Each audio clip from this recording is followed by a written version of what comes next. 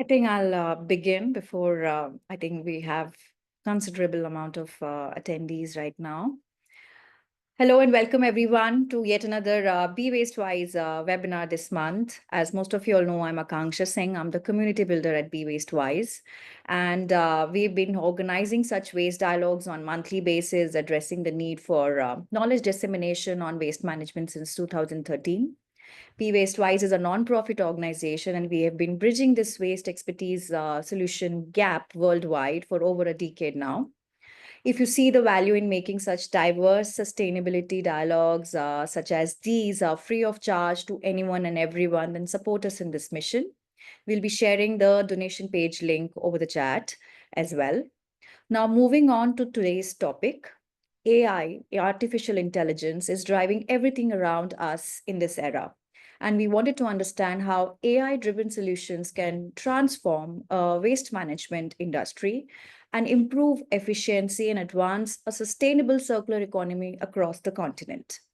To moderate this session with us today, for the first time, we have Aliu Sadiq, who is an environment and development professional with over a decade of experience in developing and advocating for climate, waste management, and circular solutions. He's currently a graduate student under the Erasmus Mundus Scholarship, where he is furthering his knowledge on circular economy and environmental policy across Europe and UK. Aliu, along with the excellent line of speakers we have today, will go through the real life case studies and expert experiences and discuss AI adoption challenges and opportunities in the waste sector. On our panel today, we have Rita Adehi. She is a geoscientist and pioneering social innovator. She works at the intersection of sustainable waste management, social inclusion, and technology. She is the founder of EcoBarter, a company that is leading Nigeria's transition to a circular economy by building systems to collect, tokenize, and transform waste into new products. We have Gaspard, who's a system thinker, engineer, and a business leader driven by the pursuit of meaningful impact through technology and the power of collaboration to solve complex real world challenges. In his current role at Grey Parrot, he's a CEO at Grey Parrot, which is an AI driven waste analytics company. Gaspard, as a COO, focuses on deploying cutting edge AI powered data solutions across the waste and packaging value chain. We also have Aliu Mohammed Ali, who's a dynamic leader in sustainable and circular economy innovation, transforming waste management through bold, forward thinking solutions. He is a co founder and CEO of Ehfaz, a Dubai based circular economy startup. And he's redefining how end of life materials from industries like consumer goods are repurposed into valuable resources such as organic compost, animal feed, and industry cleaning products. We are very honored to have all these speakers on our panel today. And before we proceed further to this discussion, I hand over it to Aliu. I would like to make few announcements. This webinar is being recorded and will be uploaded on our website and YouTube channel. We request all the attendees to please use the Q&A function for all your queries to the panel. And whatever views and opinions and discussion points that you want to interact with other attendees as well as with the speakers, you can use the chat function. So over to you, Ali Sadiq. I do not want to take much time. Over to you and to the panel.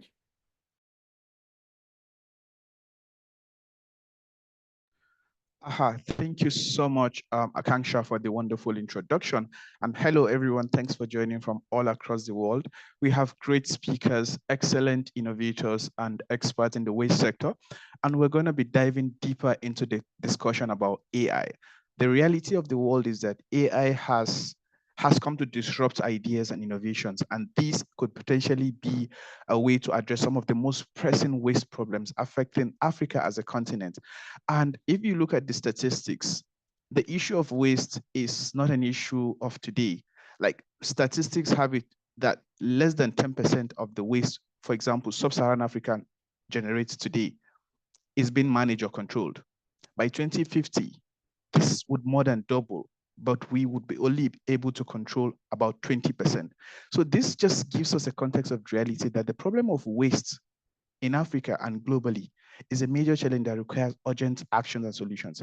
But we're going to look at the angle of AI, artificial intelligence. How can we utilize AI in the form of addressing waste management across the value chain? We have recyclers, we have innovators, we have data analytics, and this is basically the point of this webinar. And I hope that by the end of this webinar, we would have lots of ideas, solutions, and practical case studies that is going to come into realities, and we look forward to seeing them being deployed. And please feel free to share your opinions, ideas about practical solutions regarding AI. But before we proceed with our amazing speakers who are really ready for us, we'll have a brief survey, just a question, and we want to get your opinions. Feel free to click on the response on your screen. We want to know, what do you think are the major barriers to adopting AI, artificial intelligence technology in Africa?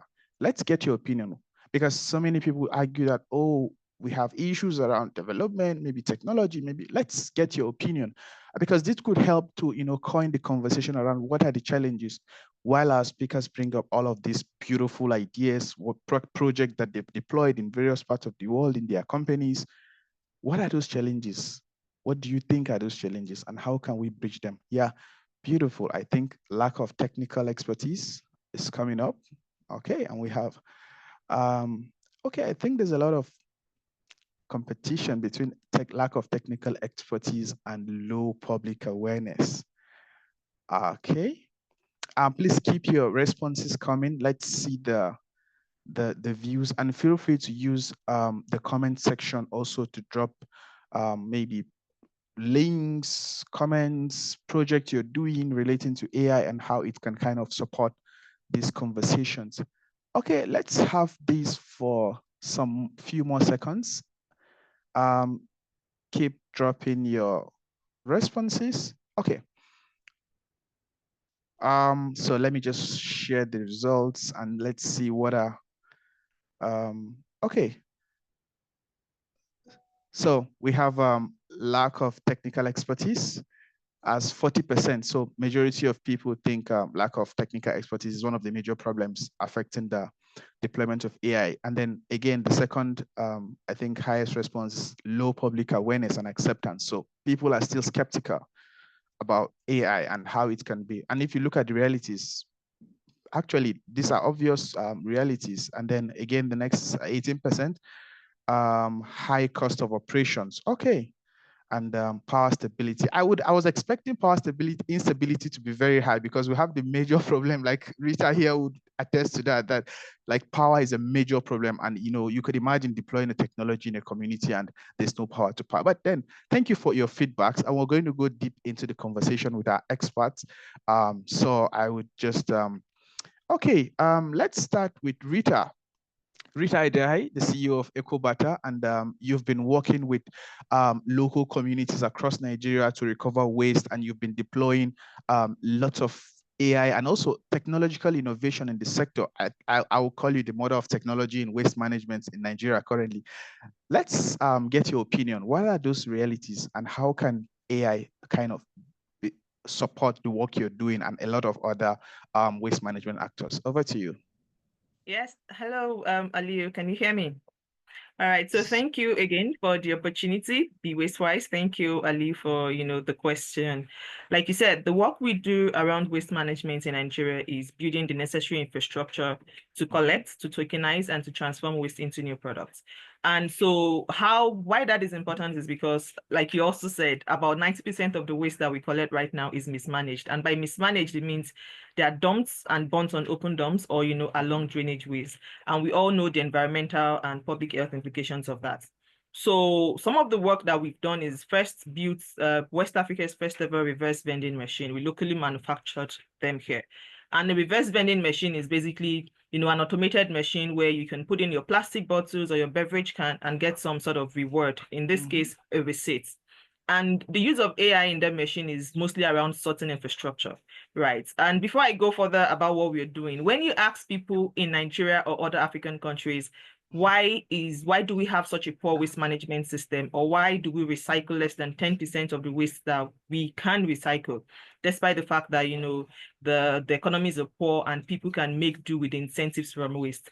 A number of people will tell you, just like the poll has shown, limited incentive value first, but also very limited and limited awareness or level of sensitization. That's a big issue that we get. But guess what the third issue is?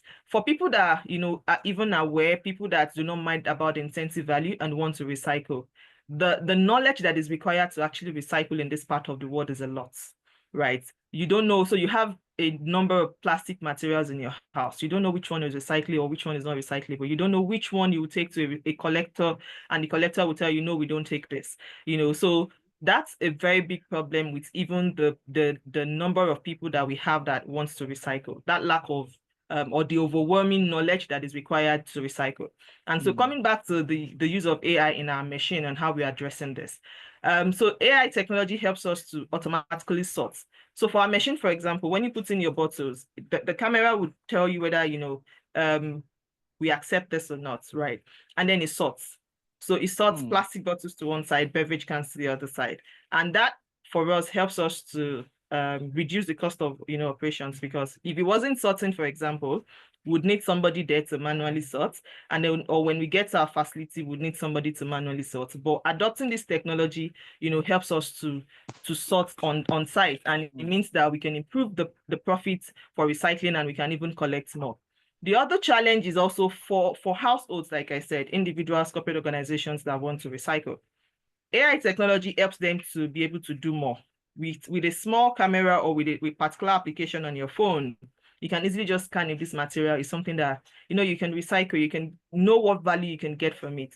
And what happens when a lot of this knowledge is everywhere is more people are interested. Because in Nigeria, where I'm from, and in fact, in most of sub-Saharan Africa, people need the extra 100 naira, the extra 1,000. In fact, we call it urgent 2K. People need all of the extra funds that they can get from recycling. And so for us, recycling is not even just about the environment. It's also about the incentive and socioeconomic potential, about the jobs and all of that is able to create. So leveraging AI for my own particular case, to improve knowledge or to make it easier for people to know what they can recycle and what they cannot recycle, what to sort. Leveraging AI in recycling operations, in recycling collection operations, would improve knowledge, like I said, and also the value that we get as recycling companies, and the value that even people get as households that are looking to recycle their waste. So yes, I think for now, that's what I want to share. I'm happy to, take other questions that you have. Oh, wow, fantastic. Thank you for sharing those really, I think these are practical experiences that you've had, you've deployed, and I like the fact that you mentioned that it's helping people to find recycling more interesting, because people, even sorting is a major problem, and that has a very big role in recycling. So if there are AI technologies that could help people to easily identify what is valuable, what is recyclable, easy sorting, then it could kind of boost resource recovery, and also a lot of more people will find it interesting. And again, the economic angle, we know of the huge unemployment, and people want alternative sources of income. Okay, but we would come back to you. We have Gaspard, who has been doing a lot at Greyporter, developing AI technologies, analytics, and all of that. And this is very useful in terms of showing how AI can further strengthen recycling and also waste management as a broad body. So Gaspard, let's hear from you. How have you been doing this in other communities, and how can this practically be replicated in the African context? Thank you, Aliu, and great to be there. Thank you for everyone who joined. So I see actually in the Q&A as well, there's a few points around one of the issues to implement AI is a lack of data. And we are really believing that the reason why we created this company is really to solve this problem. You can't optimize something that you're not measuring. So it's about getting the data, the information to enable actions to happen. And so the way we do this at Greyparrot, and I'll share a few visuals to help putting some images behind that, it's really creating the data from the waste stream themselves.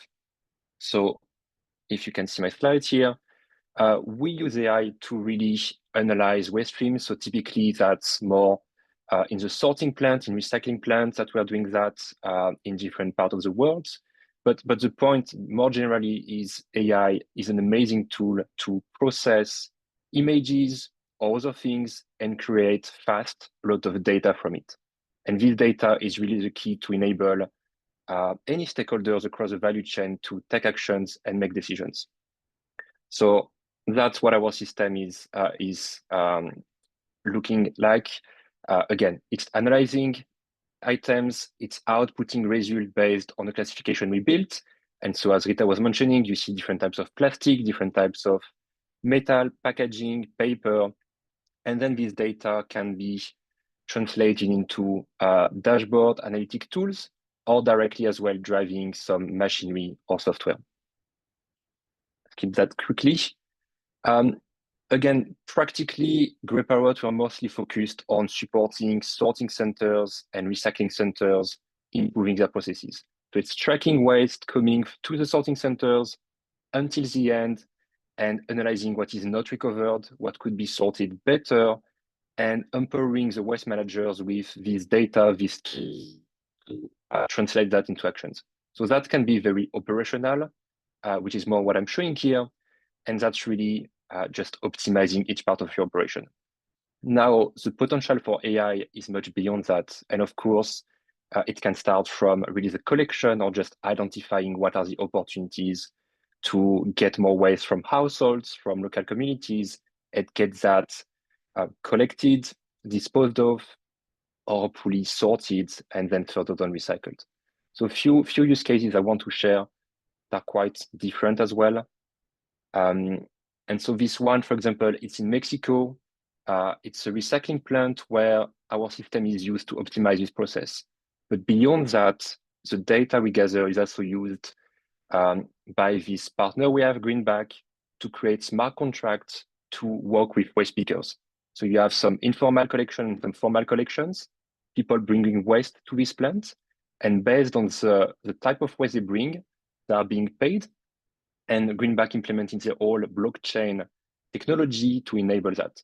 And so that's also creating more engagement, creating more fairness, and making sure that people are paid and are collecting waste and bringing that to the plant, and they directly benefit from it. Another initiative, which will look like what we have, Rita, I guess, it's a reverse vending machine. It's a partner we have in South Korea.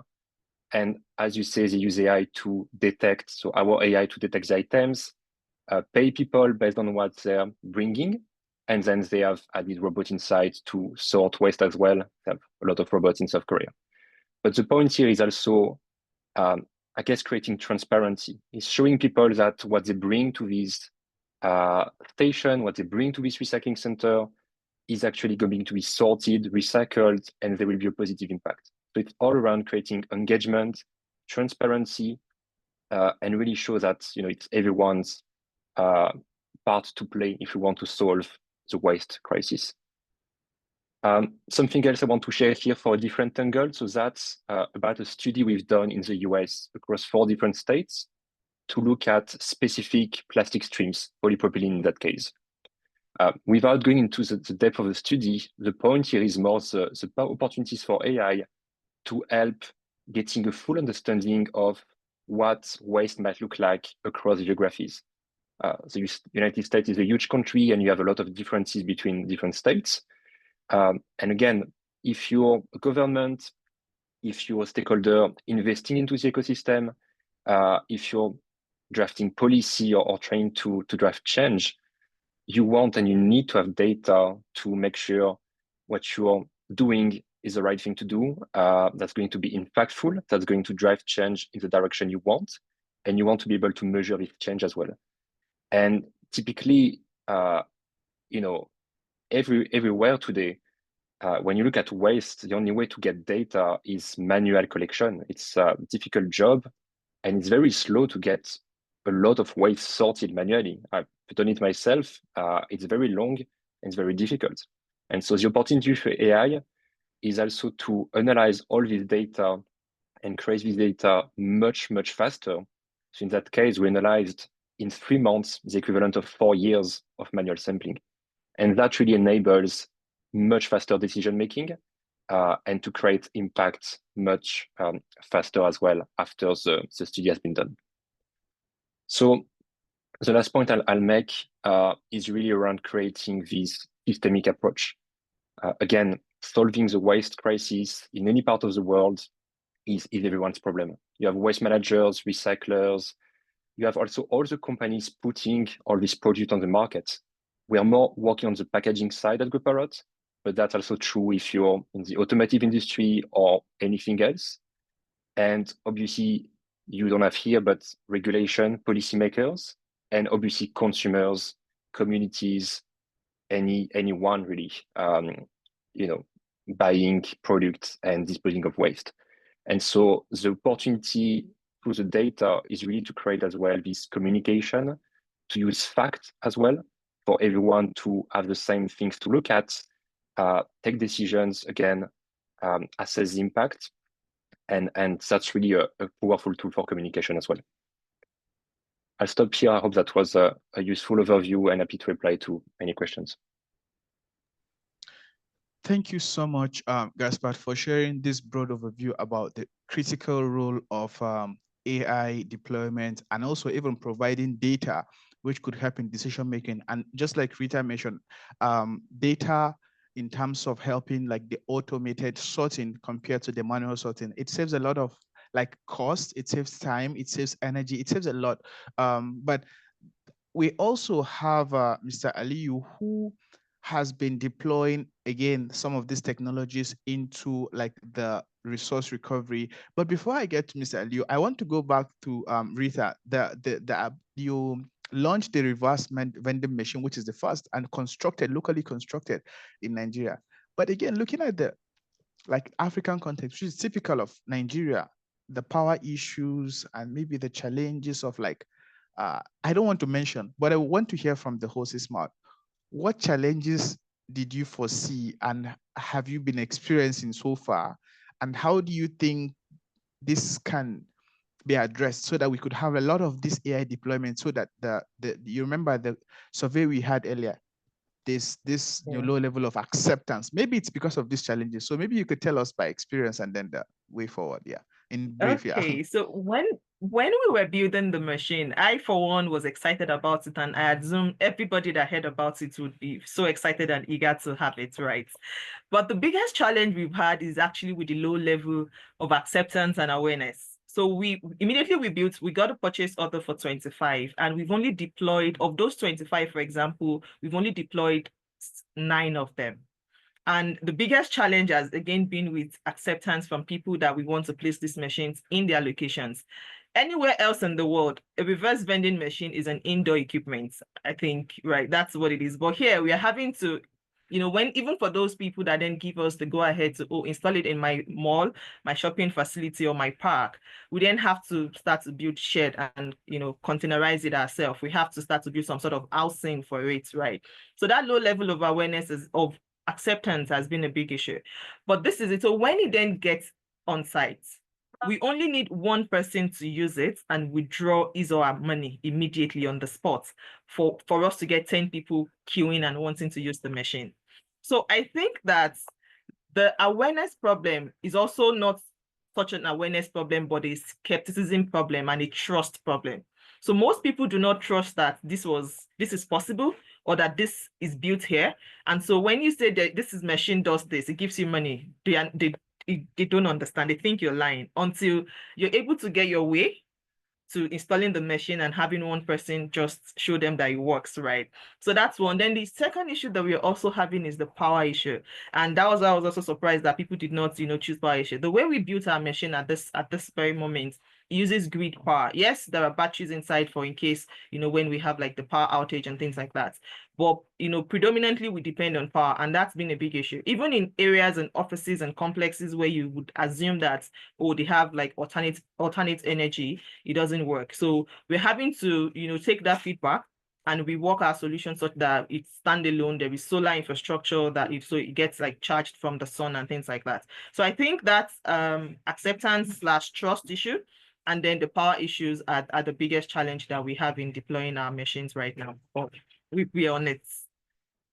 Oh, thank you for mentioning that, because it's the typical, and that's why I like the blend of, Gaspard is doing a lot of these things in other parts of the world, and you're in Nigeria. So there's this, looking at what is feasible and how can these gaps be curtailed. And please feel free to drop your questions on the Q&A section, so that, because this is going to be lots of questions and answer. And also, if you have like innovations, ideas, please drop on the chat box. Let's look at what you've done and share your stories and your project and maybe some research. Okay, so we're going now to looking at, again, from another angle, from Mr. Aliyu, who has been deploying. I remember when we met a few years ago in the UAE, he was telling me about this machine that does 2 minutes, I can't remember, 2 minutes composting. So let's hear from him and get to know how he's also leveraging AI and also like other solutions that are leveraging AI in terms of addressing the problem of waste. The idea is to look at how can AI help address Africa's waste. Over to you, Mr. Aliyu. Thank you, Mr. Aliyu, namesake. You have a good memory. I want to maybe look at this again, like you said, from a really interesting perspective, where I am African, born and raised, and more these days becoming more and more proud and vocal that I'm African. And it's simply because a lot of the solutions to these problems that we keep talking about, they are already in Africa. We grew up with them. And I've been in Dubai right now for almost 20 years.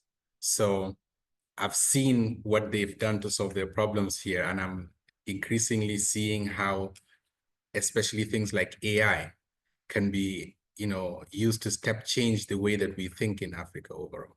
The story that you're trying to remember is literally, this is how we started. We, like most of my fellow Africans that jackpot, by chance, you find yourself in another country and you immerse yourself. We wanted to give back to this society that had given so much to us, sort of on our way out. And the biggest problem they had here was that of food waste.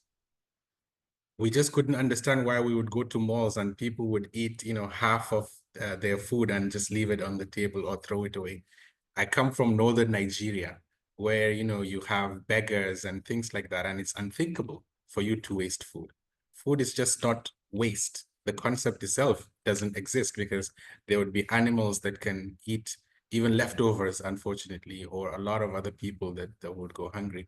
And we just said, oh, we have the solutions in Africa. How can we help these people? Just compost the food. But obviously, as you know, composting has existed, since the beginning of time, probably.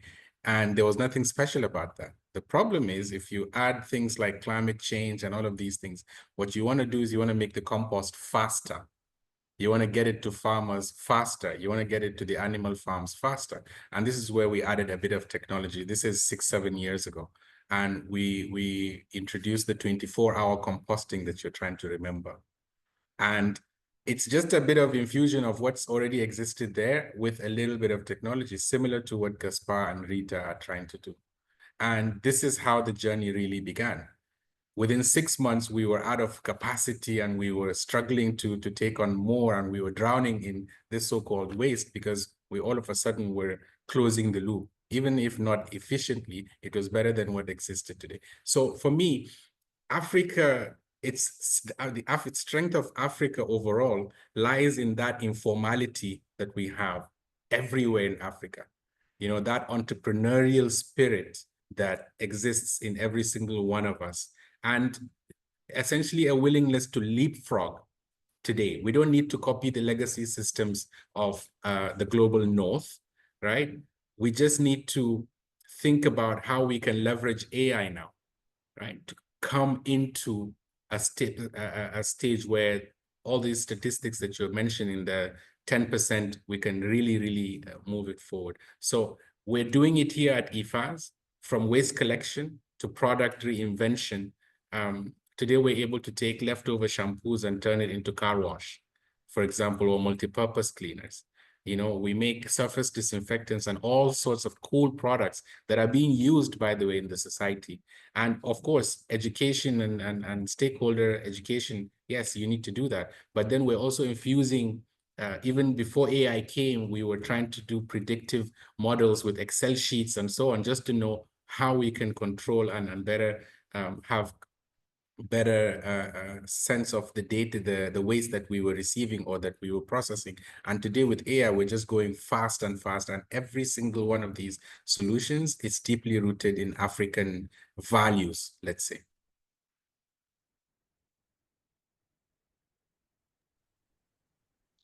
Okay. Mr.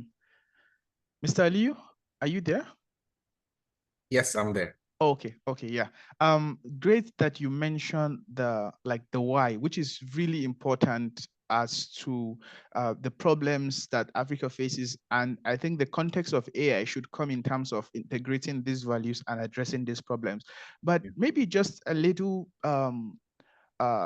diving deeper about how does this operate? Maybe could you give a highlight about how you're able to apply these technology-driven solutions to optimize or enhance your production of composting? Because there are a lot of people who do composting, but maybe it takes weeks. I remember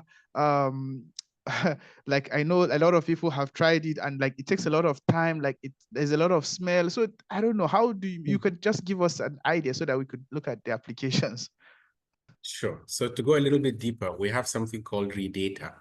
Redata is part of our 10 revenue stream ecosystem, where Gaspar, it sort of complements what Gaspar is doing with his waste analytics. Imagine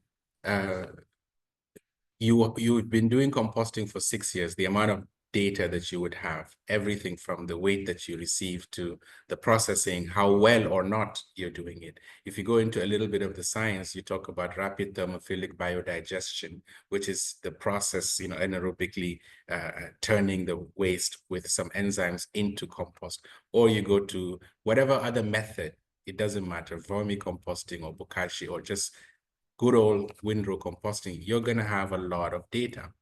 So data points from how much waste you've received, how much waste you've been able to turn into compost, what is the leftover, how successful you've been, how successful you've not been, the times of the year where you get the most volume and so on, how well the compost works on different types of plants and so on and so forth. You're going to have a lot of this information. This is literally how our journey with AI started. We were tracking some of this data, sometimes well, sometimes not. Today, we've grouped it into something called Redata. And there are two parts to it. One, where soon it's going to be hopefully accessible to Africa as well very, very soon, where you just go to a website and you get basic information on everything that you're craving from a waste point of view. Behind the scenes, there's going to be an AI chatbot where you're going to be able to think about it, all of the data that we have in-house and all of the data that is external, whether it is from the United Nations or any other credible source, mixed into one where you don't now need to go and open 10 different tabs to find simple air quality data or how best to make compost. What is the ratio? What is the value that you're looking for the N, the P, the K, to make sure that your compost is right, or any other kind of waste material in that regard. It's not specific to food waste or to composting. It's just one bit of it. Everything related to sustainability. This is what we are building at IFAS, how we are looking at how AI can help us, because the way we ask ourselves when we're coming up with solutions is this: is this going to solve a real world problem? Or are we chasing headlines? Right? That's first and foremost. The problem we have in this society where we are at is simply, if I ask anyone today, what is the price of cardboard in the market? What is the, what are you predicting that it's going to be? Cardboard is recyclable. You struggle to find it, even in this society. What if we were the go-to resource for that? And what if AI was going to help us? When you take it to Africa, now you start to say, how do you empower those informal waste pickers, right? Instead of it to be some fancy thing, how do you get how do you organize them in a way where they are also giving you extra data points that you can help to reduce all the materials from going to landfill? Because we know, you guys said it, over 80% of it, I think somebody, maybe Rita mentioned, it's recyclable, but it ends up in landfill.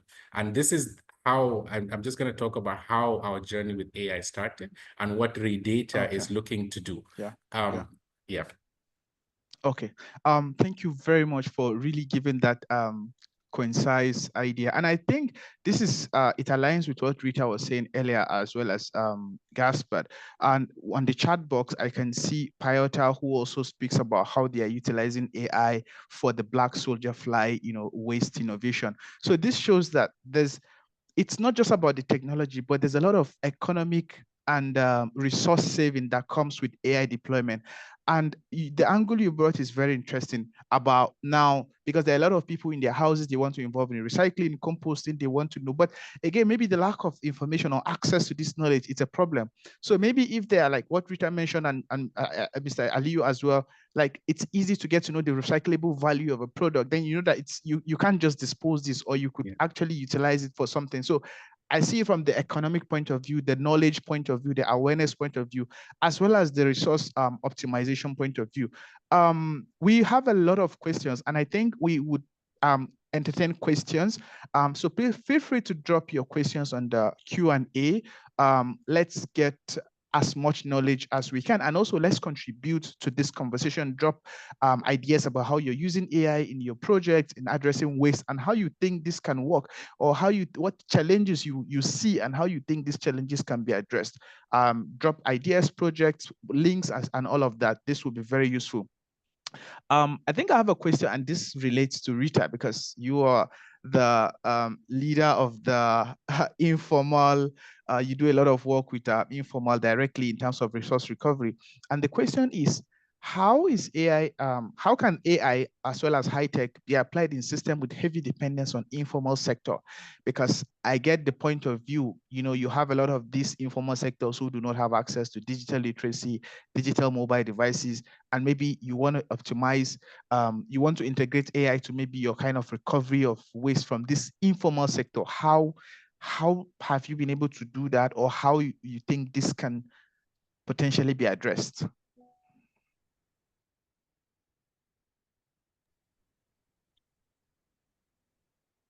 Ali, is the question for me? Yes. Okay,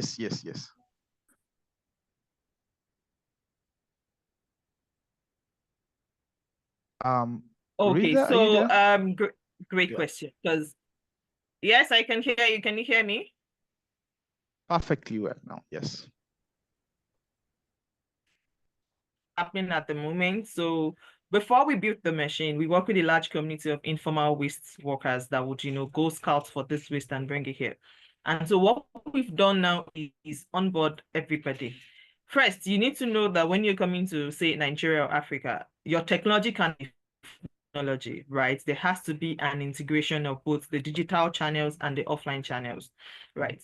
So in areas where we now have our machines, we have physical people there, we have agents there that run, time, like a time schedule, right? And then they are there to help people to operate this machine. They are there to also guide people in, okay, this is how it works. Then another critical thing that we've done is on our machine, for example, it speaks both English, Yoruba, Igbo, Hausa. Igbo, Hausa, and Yoruba are the indigenous languages in Nigeria. So even if you don't speak English, you can still go to the machine, and with very minimal help, right, you can literally still operate the machine, right? So that's another way. And so while in our development of this thing, we already put into our mind that not everybody's tech savvy. In fact, majority of the people that would use these machines are not tech savvy.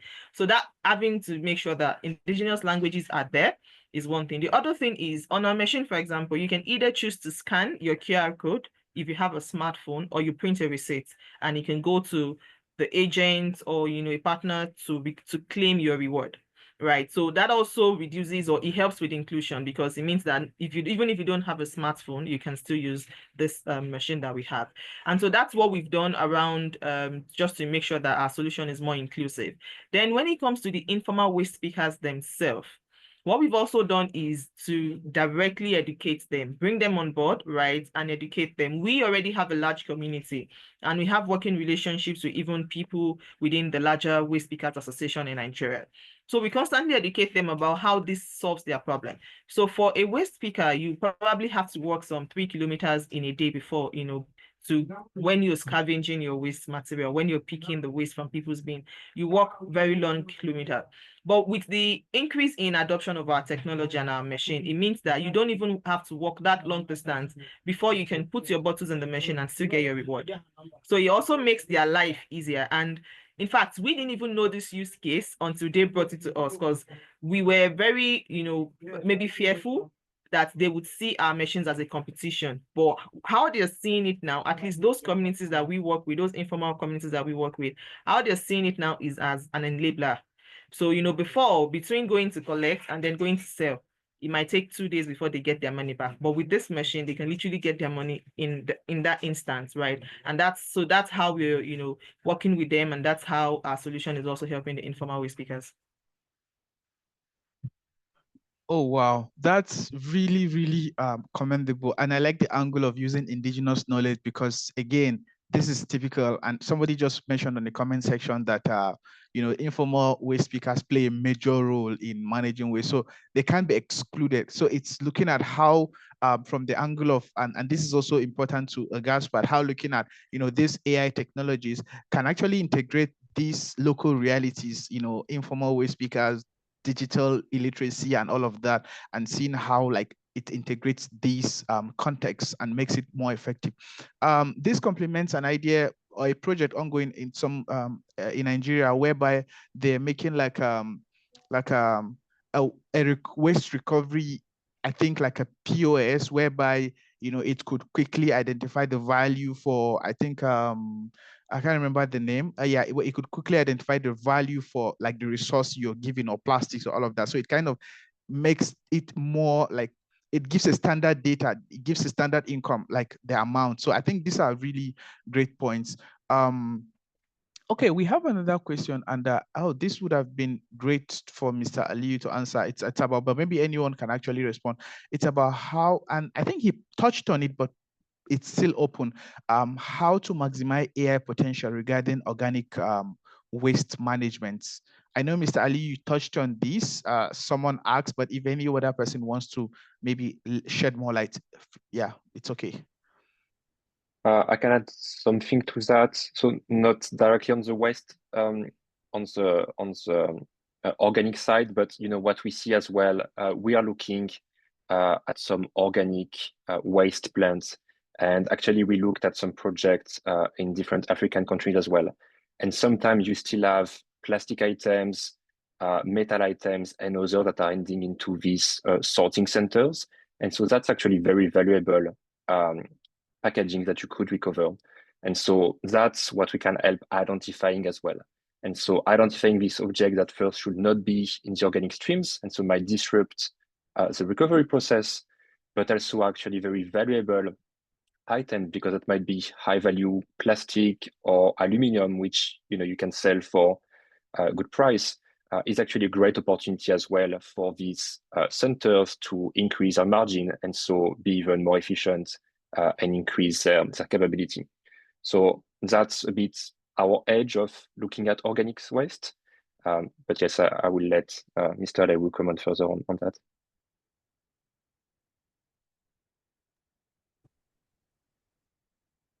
Okay, thank you for sharing that. So the question was about organic, maximizing AI for organic waste, which Mr. Aliyu, you kind of shed more light on. Yeah, but if you have maybe anything to add about that question, you can, but if not, then we can. Sure. Think about it this way: we're starving in a world full of food. People are going hungry, especially in the global South overall, not just Africa. And when you think about from the basics of AI, you start with, you need a massive database first of all. Then that database, when you work it, I don't want to go too technical, but it becomes this thing that we call AI, and you're able to do so many different things with it. You then start to see the power. in Africa specifically, it's more about unlocking that God-given imagination that we have to say that there's a lot of money in this, or that there's a lot of good that can be done when we just rethink the way we talk about food waste. Then, in my opinion, only then you start to apply the real true value that AI can bring, whether it is in the North, you have things like Winnow in restaurants that can help chefs to reduce the amount of waste that they generate in kitchens. You know, imagine that kind of version in Africa. Imagine what Gaspar and I and Rita are doing. Imagine times 1,000. When it comes to food waste, the first thing to do is to make sure that we are not overproducing from whether it is the factories or we're reducing food loss from the farmers all the way to the table. And AI is what is going to be able to help us, because we're going to be better at better efficiency can be realized through our supply chains, for example. Before we go to you and me and what is on our table, that's the first problem. You and me as individuals, it's an overconsumption problem, because we say, oh, we need to stock our fridge. We need 1,000 different varieties of cereal and so on. That's maybe conditioning from a marketing point of view. But really, the power of AI is in the back end. From a food loss point of view, first of all, how do we plant the seeds better? How do we give our farmers a better grasp on weather patterns and historical data, especially in this, you know, crazy climate change environment? This is what we're trying to do in the back end, part of what we're trying to do in the back end with data on food waste, because we do work with some of the largest food manufacturers in the world. We do have access to their plants and facilities. We provide them sustainability education so they can minimize the overproduction. And I'll just leave you with this. I don't want to, again, go too technical, but when you think about it from a food perspective, the entire industry, it's unfathomable the amount of waste that is generated. What we don't see is that a lot of this waste is from material, it's across the chain because of misproduction, first of all. It's not because materials expire only. No, it's quality issues, it's transportation challenges, you know, things get broken, or sometimes it's just marketing where, you know, something by the time it gets to the supermarket, it's not as shiny or as perfect as it should be. The same things are in Africa as well. And AI, we are already consulting with our business partners, even before AI, to say, this is what you can do to reduce your waste. This is how you can segregate better. This is how you can sort better. And then what we're coming up with now is a grouping of all of that into something that is digestible for the average person, called Redata. I hope that kind of gives an idea on how to think about it without going into technicalities. Oh, thank you so much for those really great point of view. Although our time is running out, but there are still some further questions, and I think this is actually open to everyone. Someone asked a really critical question: how, yeah, AI is really good, and we're beginning to see the potentials and the application. What is the economic, like the economic viability in terms of businesses? So, you know, the economic angle to it. So maybe you could share your experiences, because I'm sure a lot of people are looking at how to begin to apply AI into their recycling companies, waste management businesses, and all of that. Yeah, so. Okay, so let me... Go for it. I think for us, it's about the recovery volume. It increases our recovery volume by almost 100%, right? So in areas where we've deployed our machines, right, you'd see recovery volume just increase because more people are interested and it's easier for people to recycle. That's on one side, right? And so with increase in recovery volume means increase in revenue for us as a business. On the other side is also then that it reduces the cost of operations. Like I mentioned, in our machines, you know, there is a sorting system where plastics are going to one side and beverage cans are going to one side. This also reduces cost for us, because otherwise we bring all of these mixed recyclables to our facility and we still have to pay people to sort, because sorting is required. So if we were doing it manually, we would spend more costs on paying in the labor, right? And also time on even getting those labors to work. So by adopting this technology in our machines and by sorting right there on site, it reduces cost of operations for us by, you know, almost 10%, and it also reduces time to turnover for us. So those are like the 3 ways that it helps as a business. I'll just very much agree on that. The solution we're providing, their goal is really optimization. So it's just doing the same thing, but faster, better, make better decisions as well. And so it's really optimizing things that are already done. So that can mean produce more, process more waste for a waste management company. That can be increased as well, potentially the quality of the recycling product you are outputting, and so get better price out of it. But really it's reducing manual labor as well, just reduce the time some task might take. So everything that our product is aiming to do is for our partners and clients to actually be more cost effective. And so that's always at the heart of what we're doing. The ROI always needs to be there. And so the solution we're providing needs to be paid by itself, obviously. Okay, great. Thank you for those really deep and insightful responses. Another interesting question that I'll ask, I think we are wrapping up, but this question speaks about, are there really good like legislatures and governance support from like the part of the government that supports all of these AI deployment, or it's still like a big challenge between governments and, you know, private sector? So what's like the landscape?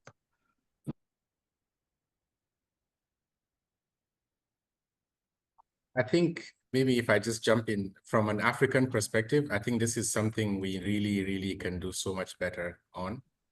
I know there are bits and pieces here and there, but if you want to know from my vantage point, the biggest area and the lowest hanging fruit where we can make a difference, it's on these simple legislations. A circular, fully functional circular economy policy. That's the role of our leaders and our governments. Just make the policy, leave us as Africans to unleash our entrepreneurial spirits, and you will see solutions like Rita's pop up everywhere. So from my point of view, and from what I'm seeing, where some of the more developed regions are getting it right, it's by initially already having good policies. Maybe Rita, you have some examples to share locally, you know, good or bad?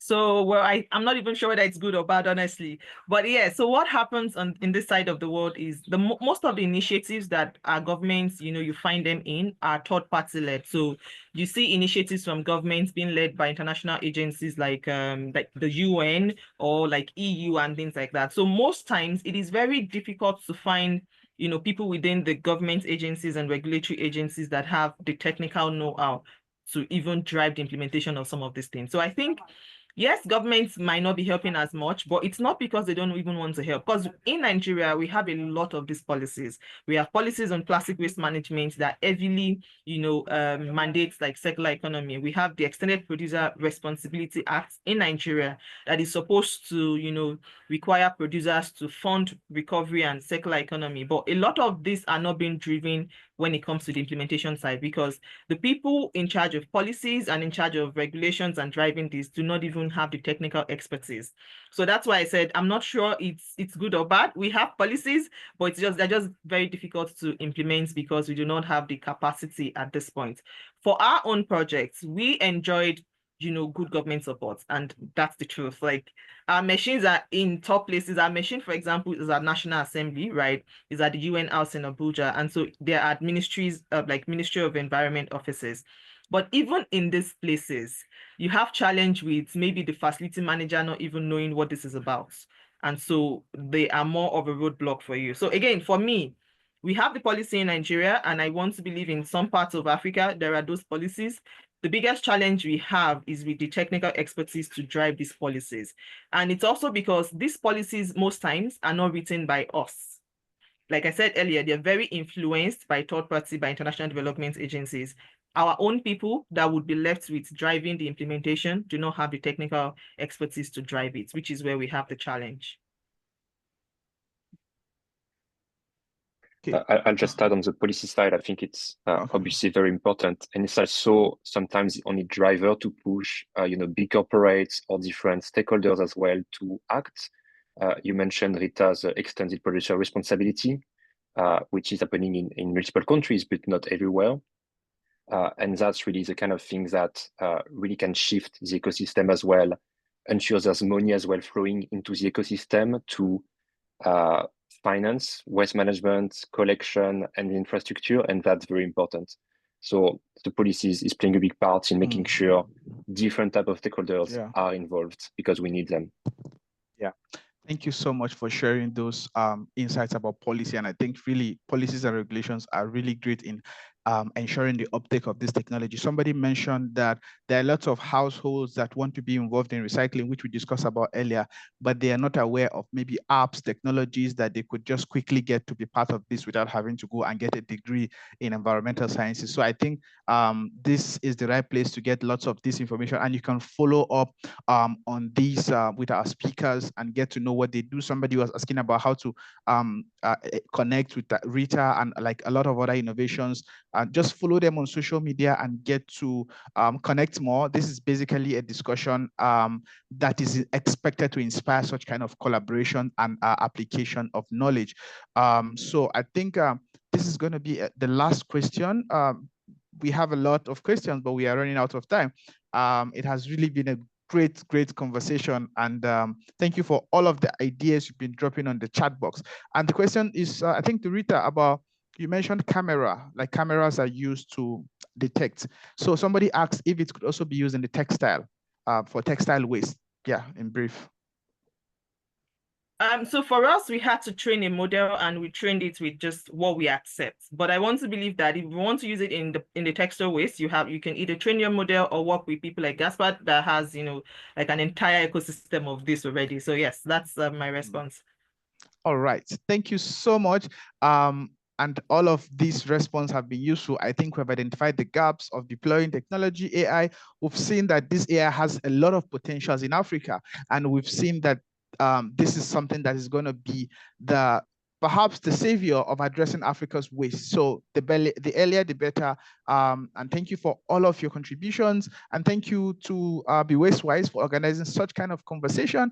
My name is Aliyu Sadiq, and I hand over to Akanksha.